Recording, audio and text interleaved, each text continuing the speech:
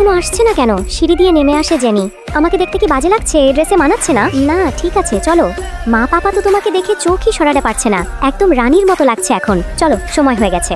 Sir report, DNA তো match করেছে। ধন্যবাদ। আও সাবধানে হাঁটবে। তো জেনি, কিভাবে বড়লোক ছেলেকে পটাতে হয় তা খুব ভালোই জানো দেখছি।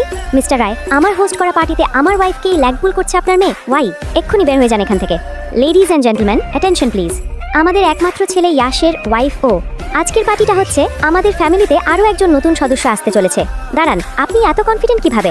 ও আপনার বংশেরই সদস্য? জেনির আগে যে বিয়ে হয়েছিল সেটা জানতেন তো? এটা জাস্ট একটা অ্যাক্সিডেন্ট ছিল। কোথায় কোথায় আমার ওয়াইফ? এগুলো কি? বিশ্বাস হচ্ছে না, ওর বুকের মধ্যে একটা লাল রঙের তিল আছে। কেউ জানলো কিভাবে যে বাচ্চাটা আসতে চলেছে সেও আমার? চল আমার সাথে। বলছি না, যাবো না, ছাড়ো। চলো বলছি, যাবো না আমি। ইয়াশ বাঁচাও আমাকে। স্যার রিপোর্ট চলে এসছে। ও সরি, এই নিন। এটা কি? এই বাচ্চা তাহলে কার? না এটা হতে পারে না, আগেই বলছিলাম আমি এটা ইয়াশের সন্তান হতে পারে না। ও মিথ্যে বলছে, কিছু একটা ভুল হচ্ছে। রিপোর্টও কি মিথ্যে বলছে? সব মিথ্যে তো তুমি বলছো, আমি কি তাহলে ভুল দেখলাম? এখনো দাঁড়িয়ে আছো? চলো। যাবো না। যাবি না মানে?